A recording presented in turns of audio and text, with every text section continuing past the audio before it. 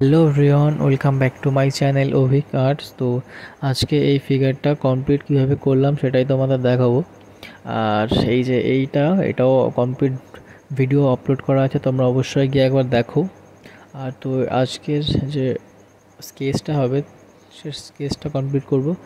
ও তার ফার্স্টে আমরা একটা মাথা দিয়ে শুরু করব, মাথার হেডের পজিশানটা যেভাবে থাকবে তো সেটা করবে। এবং ফার্স্টে রাইট সাইডে যে হাত, তার যে পজিশানটা সেটা গঠন করে নেবো ফার্স্টে।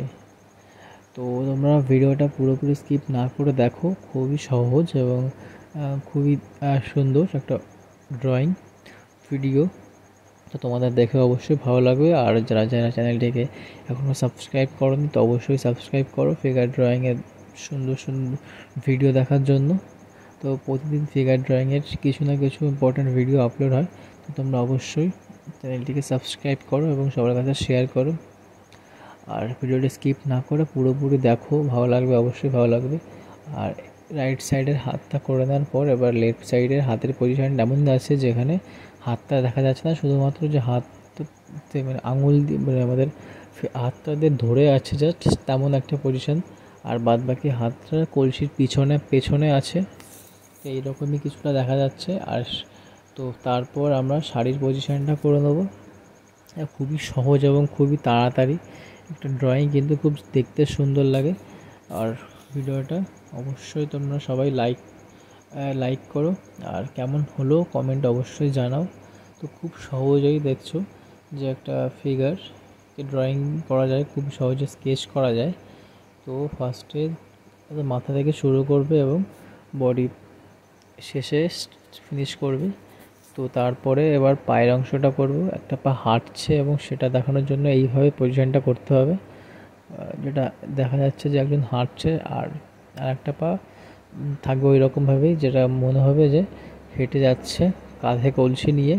তো তারপরে আমরা এইরকমভাবে একটা আউটলাইন করার পর তো এটাকে কিছুটা ডার্ক লাইন দিয়ে এবং সামান্য শেডিংয়ের মাধ্যমে আরও ডিটেইলিং করব। তো এইবার ডার্ক লাইন করে আমরা চোখ মুখটা এঁকে নেবো।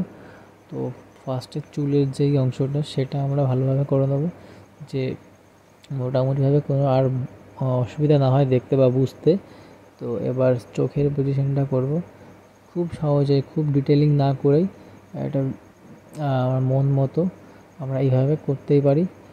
আর শুধুমাত্র যদি আমরা সামনের দিকে তাকিয়ে হাঁটি তো পুরোপুরি চোখটা এইরকমভাবে দেখা যায়, তো সেরকম মনে করেই করছি। আর এটা খুবই সহজ এবং খুবই দেখতে সুন্দর একটা সাবজেক্ট। পল্লীবধূ কাঁধে কলসি নিয়ে যাচ্ছে, তোমরা এটা অবশ্যই প্র্যাকটিস করো, সাবজেক্টটাও খুব ভালো। তারপর এভাবে মুখটা করে দেওয়ার পর একটা টিপ দিয়ে দেবো, তাদের দেখতে ভালো লাগে, গ্রামীণ মেয়ে তেমন মনে হয়। এবং তারপর কিছু ডার্ক এরিয়া যেগুলো আছে তার জন্য ওই দাগগুলো আমি ইউজ করছি, ডার্ক এরিয়াগুলো অপোজিট সাইডে ডার্ক হবে তার জন্য ওটা ইউজ করা। আর এরপর আমরা বাদবাকি একটু ডার্ক লাইন দিয়ে করবো যাতে দেখতে এবং আমাদের বুঝতে সুবিধা হয়। তো ডার্ক লাইন ইউজ করার লাইন ড্রয়িং মেন বিষয়টা। এরপর আমরা হাতের পজিশনটা আরও ঠিকঠাক করে নেবো এবং এই হাতটা একটু আঙুলগুলো ঠিকঠাকভাবে করে নেওয়ার পরে আঙুলগুলো একটু ভুল ছিল যেগুলো ঠিক করে দিলাম।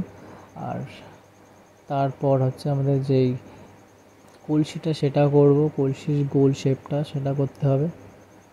আঙুলটা ঠিক করে নিলাম, এবার ওই কলসির শেপটা মোটামুটিভাবে করে নিলাম। আর এটা ডার্ক এরিয়াগুলো বোঝানোর জন্য কিছু পরে লাস্টের দিকে দেখতে পারবে যে ডার্ক এরিয়াগুলো কীভাবে বোঝালাম। বোঝানোর পরে এবার আমাদের যে শাড়ির যে আঁচল থাকে সেটা করব, এবং তারপর বিভিন্ন ভাঁজগুলো থাকে সেটাও করব। এবার এই ভাঁজগুলো সেগুলো বোঝাচ্ছে, অনেক ভাঁজ থাকে আঁচলে বা শাড়িতে, শাড়িতে যখন হাঁটে মানুষ তো অনেক ভাঁজ পড়ে, সেই ভাঁজগুলোই দেখানোর চেষ্টা করব। আর তারপরে এই পায়ের পজিশানটা, পায়ে সামান্য একটা চপ্পল পরে আছে সেই রকম একটা বুঝিয়ে দিলাম। আর এটা আমাদের গ্রামীণ মেয়েদের হাতের চুড়ি বা মহিলাদের হাতের চুড়ি বা শাঁখা বলে, যেটাই হতে পারে। তারপর প্রায় কমপ্লিট, খুব সহজেই ড্রয়িং করা যায়। আর তারপরে যে হাতের পজিশানটা কিছুটা শেপ দিলাম লাইনগুলো দিয়ে। আর এই কিছু ডার্ক এরিয়া থাকলেও মানে কি যে এই পাশটা লাইট, অপোজিট সাইডে লাইট এবং এই সাইডটা ডার্ক এরিয়া, সেটা বোঝানোর জন্য সামান্য এরকম ডার্ক ইউজ করলাম। খুব বেশি না। আর যে পাশটা বললাম প্রথমে, যেটা লাইট এরিয়ার জন্য দাগগুলো দেওয়া, তারপরে হাতটা করে নেওয়ার পরে এই শাড়ির আরও কিছু ডিটেলিং করার পরে পায়ে ডিটেলিং করতে হবে, যে পায়ে মোটামুটিভাবে। এবার সামান্য ডার্ক এরিয়াটা ইউজ করবো পায়ে, তাহলে বুঝতে পারবে বেশি সুবিধা হবে। এবার ডার্ক এরিয়াটা ইউজ করলাম, বুঝতে সুবিধা হলো। আর হাতে সামান্য কিছু ডার্কনেস যেগুলো দেখা যাচ্ছে সেটা করে নেওয়ার পরে কলসির যেই সাইডটা বললাম প্রথমে, যে এইভাবে ডার্ক করলে অপোজিট সাইডে লাইট দেখা যায়, তো সেটা করে নিলাম।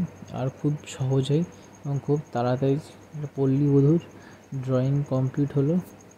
তো ভিডিওটি কেমন লাগলো অবশ্যই তোমরা কমেন্ট করে জানাও।